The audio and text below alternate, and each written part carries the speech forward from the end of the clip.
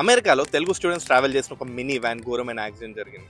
And ఆ యాక్సిడెంట్లో van నుజ్జు అవ్వగా స్టూడెంట్స్కి ఒక సివియర్ ఇంజురీస్ జరిగాయి. అండ్ ఈ క్రమంలో ఏమైంది అంటే పోలీసులు ఆ సిచ్యువేషన్కి వచ్చి వాళ్ళు ఇచ్చిన రిపోర్ట్ ఏంటిది అంటే అక్కడ ఆ ట్రావెల్ చేసేటప్పుడు 6 స్టూడెంట్స్ ఉండే, అందులో ఒక స్టూడెంట్ డ్రైవ్ చేస్తూ ఉండగా మిగతా 5 ఎవరైతే ఉన్నారో వాళ్ళు వెనక సీట్లో సీట్ బెల్ట్ లేకుండా మ్యాంగో బాక్స్ అన్బాక్సింగ్ చేసేటప్పుడు ఇన్సిడెంట్ జరిగింది. అమెరికాలో అయితే కనుక ఇల్లీగల్ అనమాట సీట్ బెల్ట్ లేకుండా ఉంటే. సో కాప్స్ కూడా అదే చెప్తూ వీళ్ళు ఒకవేళ సీట్ బెల్ట్ వేసుకుని ఉంటే కనుక ఈ యాక్సిడెంట్లో ఈ ఇంజురీస్ అనేది మనం ప్రివెంట్ చేస్తుండేని వాళ్ళు చెప్పారు. బట్ ఇప్పుడు ఈ సిచ్యువేషన్లో నవ్య అనే ఒక స్టూడెంట్, నల్గొండకు చెందిన తిను ఇప్పుడు చనిపోయారు.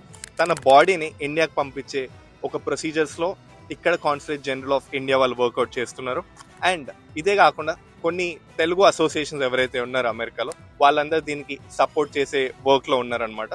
So this is no one reporting live from Exchange Place, New York, New Jersey. Over to the studio. Thank you.